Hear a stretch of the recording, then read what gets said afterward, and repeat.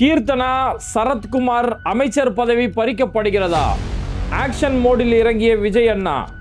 பத்திரிகையாளர் விஜயனை கைது செய்ய துடிக்கும் தாவேக அரசு. இரவில் நடந்த விசாரணை என்ன? செல்போனை பறித்த அட்டூழியம் போலீஸ் ஸ்டேஷனில் என்னதான் நடந்தது? பாஜக பாணியில் பத்திரிகையாளர்களை மிரட்டும் தாவேக அரசு. அமைச்சர் ரமேஷுக்கு எதிராக மீம் பதிவிட்டவர் திடீர் கைது. கலவர வழக்கை பதிவு செய்த காவல்துறை. கடும் எச்சரிக்கை விடுத்த நீதிமன்றம். மெல்ல மெல்ல உத்தரப்பிரதேசமாக மாறும் தமிழ்நாடு. அமைச்சர்களை விரட்டிவிட்ட சபரிவர்மனின் குடும்பத்தார்கள். பணம், பட்டா, வேலை கொடுத்தும் உடலை வாங்க மறுக்கும் குடும்பத்தார்கள். சற்று முன்பு வெளியான தாவேகாவின் வாக்குறுதியால் ஏற்பட்ட சர்ச்சைகள். மொத்த தாவேகா பொய்களையும் வெளுத்து வாங்கிய வடமாநில ஊடகங்கள். வடக்கில் தாவேகா விரட்டி அடிப்பு. இது மாதிரி இப்போ களத்தில் நடக்கக்கூடிய பல்வேறுபட்ட செய்திகளும் அந்த செய்திகளோட உண்மை பின்னணியும் களத்திலிருந்து வந்திருக்கக்கூடிய பல வீடியோ காட்சிகளோட தான் இன்னைக்கு வீடியோவில் பார்க்க போகிறோம். அதுக்கு முன்னாடி யாரெல்லாம் பேட்டை டிவியை சப்ஸ்கிரைப் பண்ணால் பார்க்குறீங்களோ அவங்க மறக்காமல் சப்ஸ்கிரைப் பண்ணிவிட்டு இந்த வீடியோக்களை உங்கள் நண்பர்களுக்கு அதிகமாக ஷேர் செய்யுங்க. இனிமையான இல்லறத்திற்கு இதோ வந்து விட்டது தீர்வு. நீண்ட நேர இல்லறம், குழந்தையின்மை பிரச்சனைக்கு சஃபேத் முஸ்லி, அஸ்வகந்தா, சிலாஜித் போன்ற 20க்கும் மேற்பட்ட மூலிகைகள் கலந்து உருவாக்கப்பட்ட தரமான ப்ராடக்ட். ISO, GMP, FSSAI போன்ற இந்திய மற்றும் சர்வதேச அங்கீகாரம் பெற்ற ஹலாலான இயற்கை வேகரா. உங்கள் இரவும் இல்லறமும் நல்லறமாக மாற உடனே ஸ்கிரீன்ல இருக்க நம்பருக்கு தொடர்பு கொள்ளுங்க. இப்போ சோசியல் மீடியால ஒரு செய்தி பெரிய அளவில் பரவிட்டு இருக்குது. அமைச்சர் கீர்த்தனா, அமைச்சர் சரத் இவங்களுடைய அமைச்சர் பதவி பறிக்கப்படுமா அப்படிங்கிற ஒரு சர்ச்சை எழுந்திருக்குது. அதாவது அதிமுகவிலேருந்து பல்வேறுபட்ட மூத்த தலைவர்கள் இன்னைக்கு தாவேகால வந்து சேர்ந்துருக்கிறாங்க. அவங்க இதுக்கு முன்னாடி எவ்வளோ பெரிய ஊழல் வழக்கில் அவங்க மேலே வழக்குகள் பெண்டிங்கில் இருந்தாலும் நீங்கள் எப்போ தாவேகால வந்து சேர்ந்தீங்களோ நீங்கள் ஞானஸ்தானம் பெறப்பட்டுட்டீங்க. அப்போ இப்படி அதிமுகவிலேருந்து தங்களுடைய எம்எல்ஏ பொறுப்புகளை ராஜினாமா பண்ணிட்டு அதிமுகவில் மூத்த உறுப்பினர் பொறுப்பெல்லாம் ராஜினாமா பண்ணிட்டு தாவேகால வந்து சேர்ந்துருக்கிறாங்களே. அப்போ கண்டிப்பாக இடைத்தேர்தலுக்கு பிறகு அதில் அவங்க வேட்பாளர் என்று வெற்றி பெற்ற பிறகு அவங்களுக்கு அமைச்சர் பொறுப்பு கொடுக்கப்படும். ஏன்னா இங்கே இருக்கக்கூடிய அமைச்சர்கள் யாருக்குமே ஒரு அடிப்படை புரிதல் கிடையாது. எந்த ஒரு பேசிக் நாலேஜ் கூட இவங்க யாருக்குமே கிடையாது. ஒரு ப்ரெஸ்ஸை ஹேண்டில் பண்ண தெரியல.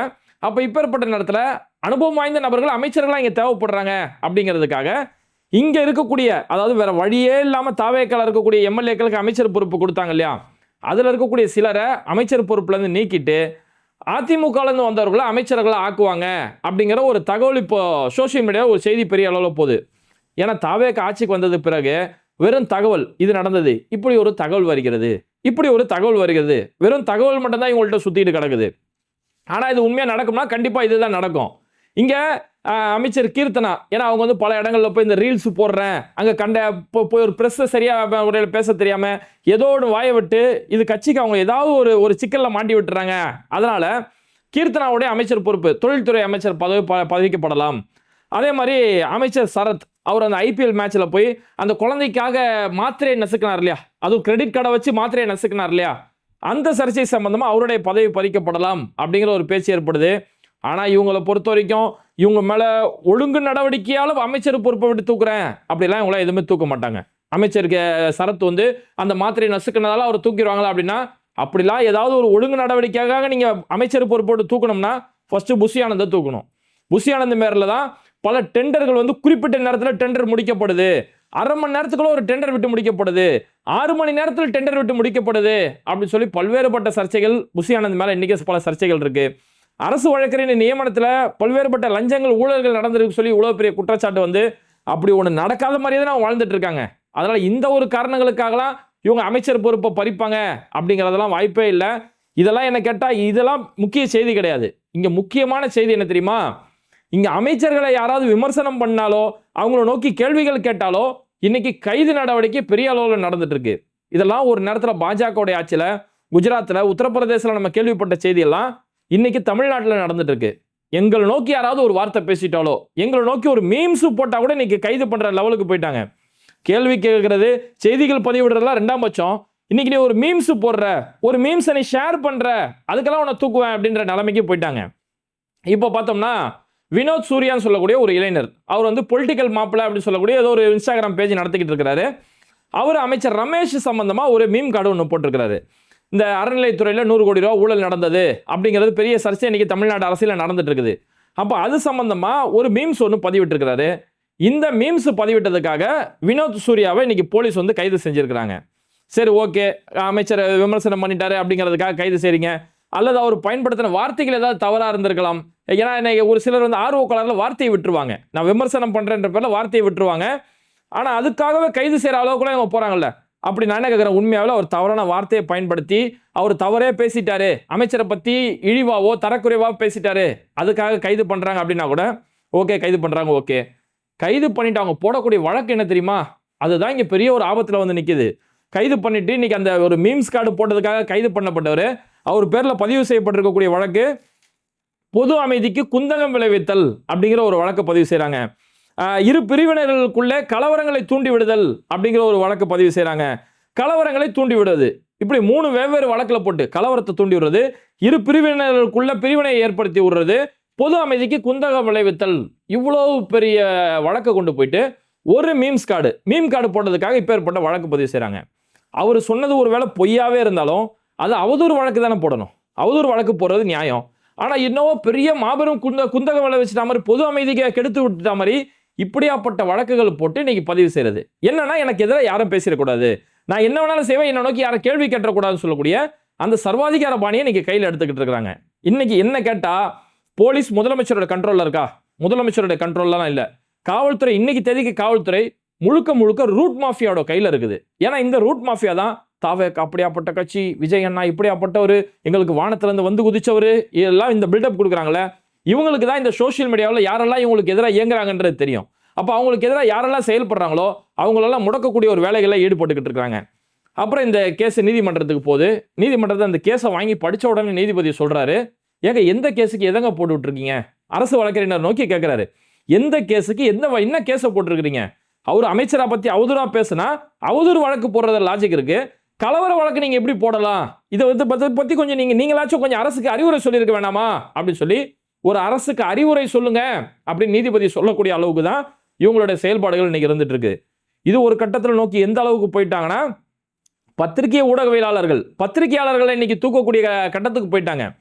புதிய தலைமுறையில் ஒரு மூத்த நிருபராக இருக்கக்கூடிய பத்திரிகையாளர் இருக்கக்கூடிய விஜயன் டிவி விவாதத்தில் அவர் பேசுறது அவ்வளோ மென்மையாக, ரொம்பவே நாகரிகமாக, சத்தம் கூட பெரிய அளவில் உயர்த்தி பேச மாட்டார், அவ்வளோ நாகரிகமாக பேசக்கூடிய ஒரு பத்திரிகையாளர் விஜயன். அவரை திடீர்னு போலீஸ், திருவல்லிக்கேணி காவல்துறை போலீஸ், உங்களை வந்து விசாரணைக்கு கூப்பிடுறோம் அப்படின்னு சொல்லி 15ஆம் தேதி அவருக்கு சம்மன் அனுப்புகிறாங்க. முந்தானத்து 15ஆம் தேதி சம்மன் அனுப்புகிறாங்க. என்ன கேஸு அப்படின்னு பார்த்தோம்னா, இப்போ சமீபத்தில் தாவேக்காவுடைய ஒரு எம்எல்ஏ இளையராஜா, அந்த இளையராஜாவை வந்து திமுகவை சேர்ந்த யாரோ ஒருத்தர் வந்து விலை கொடுத்து வாங்க பார்த்தாரு, உங்களுக்கு இத்தனை கோடி ரூபா நாங்கள் லஞ்சம் தரோம், நீங்கள் இந்த கட்சியை விட்டு வந்துடணும், அப்படி வரலன்னா உடனே அப்படியே பண்ணுறோம் மிரட்டிட்டாங்கன்னு சொல்லி ஒரு பேய் கதை ஒன்று விட்டாங்க தெரியுமா? பச்சை புள்ளட்ட சொன்னால் கூட இப்படியாப்பட்ட ஒரு கதையை நம்பாது. இப்படியாப்பட்ட மிரட்டல், இப்படியாப்பட்ட பேரங்கள் எல்லாம் செல்போனில் பேசி முடிச்சாங்களாம். அப்படியாப்பட்ட ஒரு வழக்கு. இந்த வழக்கில் ஆல்ரெடி ஒரு 8 பேர் அரெஸ்ட் பண்ணாங்க. அதில் முக்கிய குற்றவாளியாக சொல்லப்படக்கூடிய திருநாவுக்கரசு, அவர் தான் A1. அந்த திருநாவுக்கரசு ஒரு யூடியூபர். அந்த திருநாவுக்கரசோடைய தொடர்பில் இருக்கிறாரு, இவர் கூட இவங்களுக்கு மத்தியில் சில சாட்டிங் நடந்திருக்கு அப்படின்ற அடிப்படையில் பத்திரிகையாளர் விஜய் என விசாரணைக்கு அவருக்கு சம்மன் கொடுத்து கூப்பிட்டுருக்காங்க. சம்மன் அனுப்பப்படக்கூடிய தேதி 15ஆம் தேதி சம்மன் அனுப்புகிறாங்க. ஆனால் அன்னைக்கு நைட்டே நீங்கள் வந்து ஆஜராகணும் சொல்லி நைட்டில் அவருக்கு ஒரு ஃபோன் வருது. 15ஆம் தேதி தான் சம்மன் அனுப்புகிறாங்க. அந்த 15ஆம் தேதி இரவே நீங்கள் வந்து ஆஜராகணும் அப்படின்னு சொல்லி. நீங்கள் இந்த தாவேக்காவுடைய கைது நிலவரங்கள் எல்லாம் கொஞ்சம் நல்லா பாருங்கள். இரவு நேரங்களில் கைது பண்ணுறது, ஃபேமிலி முன்னாடி கைது பண்ணுறது, இதெல்லாம் ஒரு உளவியல் ரீதியான ஒரு தாக்குதல். நைட்டில் அரெஸ்ட் பண்ணால் அது ஒரு பெரிய ஒரு விஷயமா பார்க்கப்படும். அவங்க நைட் ட்ரெஸ்ஸில் இருப்பாங்க, லுங்கி போட்டிருப்பாங்க, அந்த நைட் ட்ரெஸ்லேருந்து வரும்போது அவங்க அரெஸ்ட் பண்ணிட்டு போகும்போது இது ஒரு பெரிய ஒரு கைது நடவடிக்கையாக பார்க்கப்படும். ஃபேமிலி முன்னாடி அரெஸ்ட் பண்ணாங்கன்னா அந்த ஃபேமிலி ஒரு ப்ரெஷர் ஏற்படும், ஃபேமிலி சேர்ந்தவங்க பயந்துருவாங்கிறதுக்காக ஒரு உளவியல் ரீதியான தாக்குதல் கொடுக்குறாங்க. சமீபத்தில் திமுகவுடைய ஒரு இந்த ஜென்சி அமைப்பை சேர்ந்த 2 பேர் இதே மாதிரி கைது செய்யப்பட்டாங்க. நள்ளிரவில் தான் போய் கைது செய்கிறது, மொட்டை மாடியில் தூங்கிட்டு இருக்கும்போது போய் கைது செய்கிறது, பத்திரிகையாளர் முக்தாரை கைது செய்யும்போது அவங்க ஃபேமிலி முன்னாடி கைது செய்கிறது, இப்படி எல்லாமே ஒரு உளவியல் ரீதியான ஒரு மிரட்டல், ஒரு அச்சுறுத்தல் கொடுத்துட்டு இருக்காங்க. அந்த மாதிரி விஜயனுக்கு என்ன பண்ணுறாங்க, நைட்லேயே இங்கே வரணும் அப்படின்ட்டு இருக்காங்க. அவரும் நைட்டு போயிருக்கிறாரு. நைட்டு போயிட்டு அவங்க கேட்ட விஷயங்களுக்கெல்லாம் கிட்டத்தட்ட 2 மணி நேரம் கிட்ட பதில் சொல்லியிருக்காரு. 10:30 மணிக்கு போயிருக்கிறாரு, 12 மணி வரைக்கும் 12:30 மணி வரைக்கும் 2 மணி நேரம் அவர் அங்கே அவங்க கேட்ட விஷயங்களுக்கெல்லாம் பதில் சொல்லியிருக்காரு. அவருக்கு அதுக்கு எந்த ஒரு லிங்க் இல்லை. ஆக்சுவலாக என்னன்னா, ஒரு யூடியூபரோ ஒரு பேச்சாளராக இருக்கிறவங்க இது மாதிரியான நிருபர்களோட லிங்க்ல இருப்பாங்க. உங்களோட டிவி விவாதத்தில் என்னை வந்து கூப்பிடுங்க அப்படி சொல்லி அடிக்கடி மெசேஜ் பண்ணுறது வழக்கம் தானே. அப்போ அந்த இப்போ நம்மள மாதிரி யூடியூப் சேனலுக்கு எத்தனையோ பேர் சொல்லுவாங்க, நான் நல்லா பேசுவேன், என்ன இன்டர்வியூ எடுங்க இப்படி கேட்கும்போது இவ்வளோ பெரிய டிவி சேனல் சேர்ந்த ஒரு நிருபர்கிட்ட கேட்க தான் செய்வாங்க. அப்போ அது மாதிரி இருக்கும், இவரோட உங்களுக்கு என்ன லிங்க், அது என்ன தொடர்பு, இப்படி எல்லாம் கேட்டு விசாரணை 2 மணி நேரம் விசாரணை நடத்திட்டு அவரு போயிட்டாரு. அவ்வளோ வீட்டுக்கு போயிருங்கன்னு அனுப்பிட்டாங்க. வீடு போய் சேர்ந்த உடனே திரும்ப 2வது விசாரணைக்கு வாங்க அப்படி சொல்லி திரும்பவும் கூப்பிடுறாங்க. அதை கேட்க வேண்டியது 2 மணி நேரம் கேட்டு முடிச்சாச்சு, இல்லை திரும்பவும் வரணும் அப்படி சொல்லி இன்னும் ப்ரெஷர் கொடுக்குறாங்க. அப்புறம் திரும்பவும் வராரு.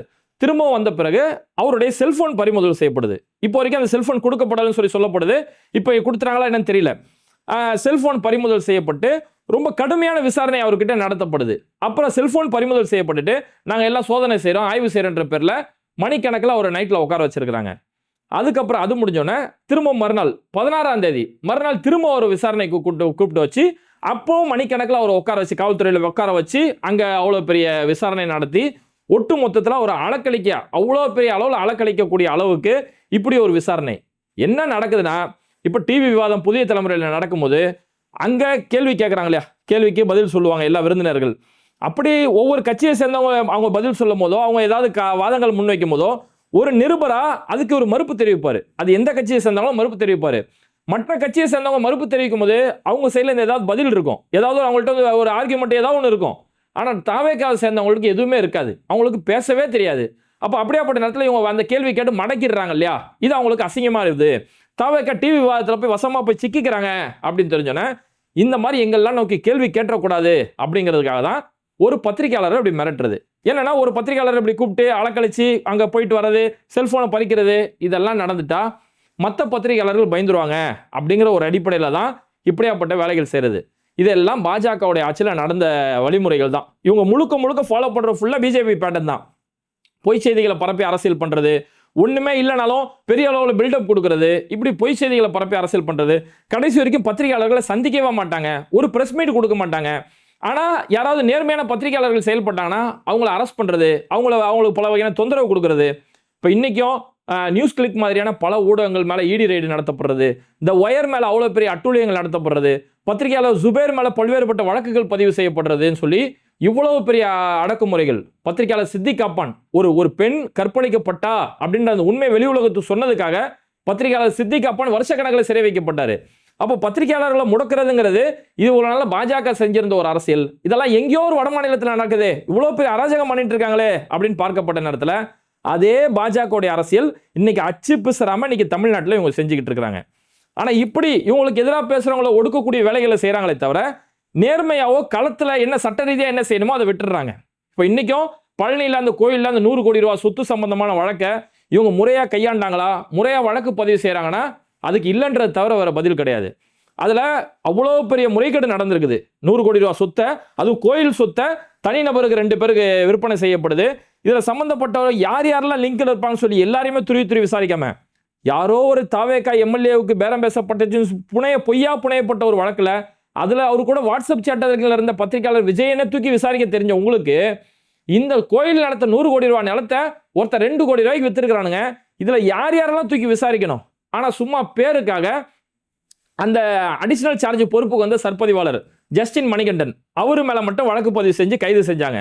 அவர் இன்னைக்கு நீதிமன்றத்தில் போய் விஷயத்தை போய் சொல்லிட்டாரு, சார் நான் அடிஷனல் சார்ஜுக்கு வந்தவன் தான், ஆனால் நான் ரிஜிஸ்டர் பண்ணுறதுக்கு முன்னாடியே சம்மந்தப்பட்ட இடம் 3ஆம் தேதி ரிஜிஸ்டர் பண்ணப்பட்டுருச்சு, எனக்கு முன்னாடி ரிஜிஸ்டர் பண்ணப்பட்டது பாலச்சந்திரன் சொல்லக்கூடிய ஒரு சர்பதிவாளர் அங்கே ரிஜிஸ்டர் பண்ணி முடிச்சிருக்கிறாரு.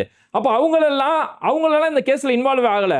அவர் குறிப்பிடக்கூடிய ஒரு வாதம் அதுதான், இந்த அரசு என்ன மட்டும் குற்றவாளி ஆக்கக்கூடிய ஒரு வேலைகளில் ஈடுபடுறாங்க, இன்னும் பல பேர்களை தப்பிக்க வைக்கக்கூடிய ஒரு வேலைகளை ஈடுபடுறாங்க அப்படின்னு சொல்லி ஒரு வேல்யூவான ஒரு ஆர்குமெண்ட் அந்த இடத்துல வச்ச பிறகு இன்னைக்கு ஜஸ்டின் மணிகண்டனுக்கு ஜாமீன் வழங்கப்பட்டிருக்கு. இவ்வளோ பெரிய கேஸ் ஜாமீன் வழங்கப்பட்டிருக்கு. ஆனால் அதில் சம்மந்தப்பட்ட யாரெல்லாம் இருக்கிறாங்க, அங்கே மாரிமுத்துன்னு சொல்லி கோயில் ஆணையர் இருந்தார், அவர் அங்கே இருந்தார், அவர் என்ன பண்ணார், அவர் திடுத்துப்புன்னு அறநிலையத்துறையில் அவருக்கு ப்ரொமோஷன் கொடுக்கப்படுது. சம்மந்தப்பட்ட இடத்துல இரு துறைகளில் சம்மந்தப்பட்டிருக்கக்கூடிய ஐஏஎஸ் அதிகாரிகள் யார், இதுக்கு பின்னாடி ஒன்று யாரெல்லாம் இருக்கிறாங்க, ஏன் ஒரு டிரான்ஸ்ஃபர் வாங்கிட்டு திடீர்னு அங்கே இருந்த சர்பதிவாளர் திடீர்னு ஏன் டிரான்ஸ்ஃபர் வாங்கிட்டு போனோம், இப்படி எவ்வளவோ விசாரணை இருக்கும்போது இது எதையுமே செய்யாமல் சும்மா ஒருத்த ஆளை பிடிச்சி உள்ள தூக்கி போடக்கூடிய இப்படிப்பட்ட வேலைகள் தான் இவங்க தொடர்ந்து செஞ்சுக்கிட்டு இருக்கிறாங்க. ஆனால் இவங்களுடைய செயல்பாடுகள் இதை தாண்டி உங்களுக்கு களத்தில் எதுவுமே செய்ய தெரியாது. எதுவுமே செய்ய தெரியாத ஒரு கையால் ஆகாத ஒன்றுமே தெரியாத அளவில் இவங்க அமைச்சர்களோட செயல்பாடுகள் இருக்கு. இப்போ அந்த சபரிவர்மன் ஒரு கைதியை சிறையில் அடிச்சே அவர் கொண்டுட்டாங்க இல்லையா. இப்போ இந்த வழக்கு பெரிய அளவில் இன்னைக்கு பேசப்படும் போது அந்த குடும்பத்தாருங்க நாங்கள் உடலே வாங்க மாட்டோம் அப்படின்னு சொல்லி இப்போ வரைக்கும் போராட்டம் செஞ்சுட்டு இருக்கிறாங்க. சரி, அவங்கள சமாதானப்படுத்துகிறோம் அப்படின்ற பேரில் இப்போ அமைச்சர்கள் அவங்களோட வீட்டுக்கு போய் ஆறுதல் சொல்ல போகிறாங்க. நீங்கள் கொஞ்சம் ஆறுதல் அடையுங்க, உங்களுக்கு நாங்கள் அதெல்லாம் செய்கிறோம், 10 லட்ச ரூபா நாங்கள் உங்களுக்கு நிதி உதவி செய்கிறோம், உங்களுக்கு நாங்கள் பட்டாவுக்கான ஏற்பாடு செய்கிறோம், உங்கள் இடத்துக்கு பட்டாவுக்கான ஏற்பாடு செய்கிறோம், உங்களுக்கு ஒப்பந்த அடிப்படையில் அரசு வேலை கூட நாங்கள் கொடுக்கறது தயார் அப்படின்னு சொல்லி அவங்களுக்கு பல்வேறுபட்ட ஆஃபர்களை கொடுத்துக்கிட்டு இருக்கிறாங்க. ஆனால் அந்த ஃபேமிலியை சேர்ந்தவங்க ரொம்ப ஸ்ட்ராங்காக சொல்கிறாங்க, அதெல்லாம் எங்களுக்கு எதுவும் வேணாம் சார், 10 லட்ச ரூபாவோ அரசு வேலையோ பட்டாவோ கொட்டாவோ எதுவுமே எங்களுக்கு தேவையில்லை. முதலமைச்சர் ஒரு இரங்கல் தெரிவிக்கல, ஏன் இவ்வளோ பெரிய பிரச்சனை நடக்குது, யார் யாரோ வந்து பேசுகிறாங்க, முதலமைச்சர் ஒரு வார்த்தை கூட சொல்ல மாட்டாரு. இவ்வளோ பெரிய அராஜக கொலை நடந்திருக்குது, அந்த போலீஸ் அரெஸ்ட் பண்ணக்கூடிய அளவுக்கு நிலைமை போயிருச்சு, முதலமைச்சர் ஒரு இரங்கல் தெரிவிச்சா என்ன அப்படின்னு ஒரு கேள்வி கேட்குறாங்க. வந்த அமைச்சர்கள்ட்ட பதில் தெரியல, கையை கட்டி அமைதியாக இருக்கிறாங்க. அன்னைக்கு ஜெயலலிதா அம்மா முன்னாடி போய் விஜய் போய் இப்படி கையை கட்டி நின்னாரு, அந்த மாதிரி தான் இன்னைக்கு வந்த அமைச்சர்கள் கையை கட்டி நின்று இருக்கிறாங்க. அப்போ இப்படியாப்பட்ட நிலைமை போகும்போது இன்னைக்கு தாவேக்காவுடைய ஒரு வாக்குறுதி, அவங்களுடைய தேர்தல் வாக்குறுதி இன்னைக்கு ஒன்று லீக் ஆயிருக்குது. அதில் காவல்துறை சம்பந்தமாக அவங்க தேர்தல் அறிக்கையில் அவங்க சொல்லும் போது, எங்கேயாவது லாக்அப் டெத் நடந்தால் அதுக்கு அந்த மாநில அரசு தான் பொறுப்பேற்க வேண்டும் அப்படின்னு சொல்லி அவங்களோட தேர்தல் வாக்குறுதியில் குறிப்பிட்டிருக்கிறாங்க. நாங்கள் தூய்மையானவங்க இல்லையா, நாங்கள் தாவேக்கா ஆட்சிக்கு வந்ததுக்கு பிறகு திமுக ஆட்சியில் நடந்த, இதுக்கு முன்னாடி ஆட்சியில் நடந்த லாக்அப் டெத்துக்கெல்லாம் அதெல்லாம் தோண்டி எடுத்து நாங்கள் நீதி கொடுப்போம். ஒரு மாநிலத்தில் லாக்அப் டெத் நடந்துருச்சுன்னா அதுக்கு அந்த மாநில அரசு தான், காவல்துறை கண்ட்ரோலில் வச்சிருக்கக்கூடிய அந்த மாநில அரசு தான் முழு பொறுப்பேற்க வேண்டிய தார்மீக கடமை இருக்கு அப்படின்னு சொல்லி அன்னைக்கு வசனமெல்லாம் டைலாக்லாம் பேசிட்டு, இன்னைக்கு ஒரு குறைஞ்சபட்சம் ஒரு இரங்கல், ஒருத்தர் இறந்துட்டாரு, அந்த இரங்கல் நான் தெரிவிக்கிறேன், யாரெல்லாம் சம்மந்தப்பட்டாங்களோ உரிய நடவடிக்கை எடுப்பேன் அப்படின்னு சொல்றதுக்கு என்ன? திமுக ஆட்சியில் ஏதாவது நடந்து அன்னைக்கு அஜித்குமார் மரணத்துக்கு அன்னைக்கு முதலமைச்சர் முழு பொறுப்பு, நான் முழு பொறுப்பு இருக்கிறேன், சாரி கேட்டாரு, ஒரு முதலமைச்சர் சாரி கேட்டு சம்பந்தப்பட்டவங்களை கைது செய்ய வச்சு அந்த வழக்கை சிபிசிஐடிக்கு மாற்றி இவ்வளவும் செஞ்சோம். முதலமைச்சரை எங்களுக்கு சாரி வேண்டாம், நீதி வேணும், உங்களுக்கு எதுக்கு இந்த முதலமைச்சர் பதவி, அன்னைக்கு பக்கம் பக்கமாக டைலாக் பேசிட்டு இன்னைக்கு ஒரு குறைஞ்சபட்சம் ஒரு இரங்கல் கூட தெரிவிக்காத அளவுக்கு தான் இவங்களோட செயல்பாடுகள் இருக்கு. சம்பந்த இடத்துக்கு போன அந்த அமைச்சர்கள் அங்க அந்த குடும்பத்தாரால விரட்டப்பட்ட ஒரு நிலைமை தான் சந்திக்கிறாங்க. இது முடிஞ்ச அடுத்த ஒரு அமைச்சர் கூட கூத்து பாருங்க. அமைச்சர் அருண்ராஜ், இன்னைக்கு சுகாதாரத்துறை அமைச்சர் பொறுப்பில் இருக்கக்கூடிய அருண்ராஜ் சென்னை ஓமந்தூரார் ஹாஸ்பிட்டலில் ஒரு சிடி ஸ்கேன் மிஷினை ஓப்பன் பண்ணுறதுக்காக போயிருக்காரு. புதுசாக ஹாஸ்பிட்டலுக்காக சிடி ஸ்கேன் மிஷினு அதை ஓப்பன் பண்ணுறதுக்கு போகிறாரு. சிடி ஸ்கேன் மிஷினுக்கு மேலே ஒரு எல்இடி டிவி ஒன்று இருக்குது, அந்த இடத்துல ஒரு டிவி இருக்குது. அந்த டிவியில் பார்த்தோம்னா கில்லி படத்தோட சீன் போகுது. கில்லி படத்தில் அவங்க அப்பா போலீஸாக வருவார் இல்லையா, ஓட்டேரி நரி, ராங் நண்பர்கள் இல்லை ராங் நண்பர்கள் அப்படிம்பார் இல்லையா, அந்த சீன், அந்த டைலாக் அந்த இடத்துல ஓடிட்டு கிடக்குது. ஒரு பேஷண்ட் இருக்கக்கூடிய இடத்துல ஒரு ஹாஸ்பிட்டலில் கில்லி படத்தோடைய சீன் ஓடுது. எவ்வளோ ஒரு பொற்கால ஆட்சியில் நம்ம வாழ்ந்துகிட்டு இருக்கிறோம். முதலமைச்சர் விஜய் கரூருக்கு போனார், அந்த கரூர் மீட்டிங்கில் அவர் பேசினார், அந்த கரூர் மீட்டிங் அபாண்டமாக போலீஸ் மேலே பழிய தூக்கி போட்டார், இந்த அரசியல் நடந்துச்சு இல்லையா, இதை கொண்டு போய் அரசு பள்ளியில் போய் லைவ்ல ஓடிட்டு இருந்தாங்க. அப்போ ஸ்கூலில் என்ன பாடம் நடத்தணும் அப்படின்னா இன்னைக்கு முதலமைச்சரோட பேசக்கூடிய காட்சிகள், ஹாஸ்பிட்டலில் என்ன வீடியோக்கள் ஓடும், அங்கே அவர் கில்லி படத்துடைய காட்சிகள் ஓடும். எனக்கு என்ன ஒரு அச்சமாக இருக்குன்னா, நாளைக்கு உங்களோட ரசிகர்கள் இன்னும் கொஞ்சம் முத்தி போய் எங்களுக்கு இப்படிலாம் நடக்குதுல்ல, அப்போ சிடி ஸ்கேன் மிஷினில் கில்லி படம் ஓடுதுன்னா எங்களுக்கு ஆப்ரேஷன் தேட்டரில் கட்டிப்புடிலாம் சாங் போட்டே ஆகணும் அப்படின்னு சொல்லி நாளைக்கு கோரிக்கை வச்சிருவாங்களோ அப்படிங்கிற ஒரு அச்சம் தான் ஏற்படுது. இன்னைக்கு ஓமந்தூரார் ஹாஸ்பிட்டலோ கலைஞர் ஹாஸ்பிட்டலோ இந்த தமிழ்நாட்டோட அவ்வளோ பெரிய சாதனைகள், ஒரு பெரிய பெரிய பணக்காரர்களுக்கு மட்டுமே கிடைக்கக்கூடிய சிகிச்சைகள் ஏழை மக்களுக்கு இலவசமாக கிடைக்கும் அப்படிங்கிறதுக்காக இங்கே ஆட்சி செஞ்ச எல்லா திராவிட கட்சிகள், திமுக அதிமுக எல்லாரையுமே சொல்கிறேன், அந்த திராவிட கட்சிகள் அவ்வளோ பெரிய செயல்பாடுகளோட செஞ்சதால தான் வட மாநிலங்களில் இருக்கக்கூடிய மக்கள் கூட ட்ரீட்மெண்ட்டுக்காக நீ தமிழ்நாட்டை நோக்கி வந்துட்டு இருக்காங்க. இப்படியாப்பட்ட காரியங்கள் நோக்கி தமிழ்நாட்டை முன்னோக்கி கொண்டு போன நேரங்கள் எங்க? இன்னைக்கு ஒரு சிடி ஸ்கேன் மிஷின் எடுக்கிற இடத்துல கில்லி திரைப்படத்தை ஓட்டிக்கிட்டு இருக்கிறாங்க.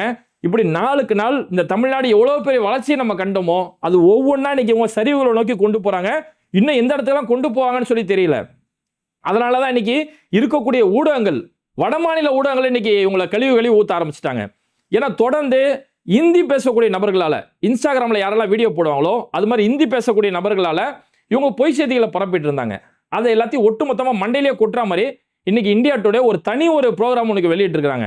இந்த மாதிரி தாவேக்கான்னு சொல்லக்கூடிய இந்த கட்சியால், தமிழ்நாட்டில் செயல்படக்கூடிய ஒரு கட்சியால் இந்தி இன்ஃப்ளூயன்சர்களை வச்சு பொய் செய்திகள் பரப்பப்படுறாங்க. இந்த பொய் செய்திகளுக்கு ஒரே ஸ்கிரிப்ட், ஒரே பேட்டர்ன், ஒரே டைலாக், இப்படியாப்பட்ட வேலைகளை செஞ்சு முழுக்க பொய் செய்திகளை பரப்புறாங்க. யாராவது ஒருத்தர் தனியார் ஹாஸ்பிட்டலில் ட்ரீட்மெண்ட்டுக்கு போய் அங்கே இறந்துட்டாருன்னா அந்த முழு செலவையும் தமிழ்நாடு அரசு ஏற்கும்னு சொல்லி விஜய் பெரிய அறிவிப்பை கொடுத்துருக்கிறாரு. இப்படி ஒரு பொய் செய்தியை பரப்புறாங்க. தமிழ்நாட்டில் யாரெல்லாம் ரேப் செஞ்சிருந்தாங்களோ அவங்க எல்லாரையும் தமிழ்நாடு முதலமைச்சர் விஜய் தூக்கில் போட்டுட்டாரு. இப்படியாப்பட்ட பொய் செய்திகள், இப்படி ஒவ்வொரு நாளும் ஒவ்வொரு பொய் செய்திகள் பரப்புறாங்க. இந்த பொய் செய்தியை தமிழ்நாட்டில் சொன்னால் மக்கள் நம்ப மாட்டாங்கன்னு சொல்லி இன்னைக்கு இதை இந்தி பேசக்கூடிய நபர்களால் இப்படி ஒரு பொய் செய்தி இன்னைக்கு திட்டமிட்டு பரப்பப்படுது. எல்லாருமே வீடியோ ஆரம்பிக்கும் போது தளபதி விஜய்க்கா படா ஃபைசலா, தளபதி விஜய் ஒரு பெரிய ஒரு அறிவிப்பை கொடுத்திருக்கிறாரு. இந்த வாசகத்தோட தான் எல்லாரோட வீடியோவும் ஆரம்பிக்குது. யாரெல்லாம் தாவேக்காவுக்கோ இந்தியில வீடியோ போடுறாங்களோ அவங்க எல்லாருமே சொல்லக்கூடிய ஒரே வார்த்தை தான், தளபதி விஜய்க்கா படா ஃபைசலா, இந்த வார்த்தையோட தான் ஆதரிக்கிறாங்க. இப்படிதான் இந்த கண்டென்ட்டே அவங்க ஆரம்பிக்கிறாங்க அப்படின்னு சொல்லக்கூடிய இவ்வளவு ஒரு பொய் செய்திகளோட தான் இந்த ஒரு கட்சி இன்னைக்கு இயங்கிட்டு இருக்கு அப்படிங்கிற விபரத்தை இன்னைக்கு இந்திய ஊடகங்கள் இன்னைக்கு கழுவி ஊத்தக்கூடிய அளவுக்கு தான் இவங்களோட நிலைமைகள் இன்னைக்கு போயிட்டு இருக்கு. ஆக மொத்தத்துல ஒரு திரை கவர்ச்சியால் ஆரம்பிக்கப்பட்ட ஒரு கட்சி, திரை கவர்ச்சியால மட்டுமே ஆட்சி பொறுப்பில் அமைஞ்சிருக்கக்கூடிய ஒரு கட்சி இன்னைக்கு அவங்களுடைய ஒரு செயல்பாடின்மை, ஒரு நிர்வாக திறனின்மையால பெரிய பெரிய சரிவுகளை நோக்கி, ஏன்னா சரிவுன்றது தாவேகா கட்சிக்கு இல்ல, அது தமிழ்நாடுக்கு ஏற்படக்கூடிய சரிவு. அந்த சரிவை யாருமே வெளியில பேசிடக்கூடாது. எந்த ஒரு பத்திரிகையாளர்களோ எந்த ஒரு தமிழ்நாடு மக்களோ யாருமே வெளியில பேசிடக்கூடாது. அப்படி பேசினா நாங்க எங்களோட அடக்குமுறைகளை கொண்டு வருவோம் அப்படின்னு சொல்லக்கூடிய ஒரு பாஜக பாணியிலான அரசியலை தான் இன்னைக்கு இவங்க செஞ்சுட்டு இருக்கிறாங்க. அப்படிங்கிறது தான் இவங்களுடைய ஒட்டுமொத்த செயல்கள் மூலியமா ஒவ்வொரு நாளுமே இவங்களுடைய சாயம் இன்னைக்கு வெளுத்துக்கிட்டு இருக்கு. ஆக மொத்தத்தில் இந்த சம்பவங்கள் சம்பந்தமா உங்களுடைய கருத்துக்கள் என்ன அப்படிங்கிறத மறக்காம கமெண்ட் பண்ணிட்டு இந்த வீடியோக்களை உங்க நண்பர்களுக்கு அதிகமாக ஷேர் செய்யுங்க. இணைந்திருப்போம்.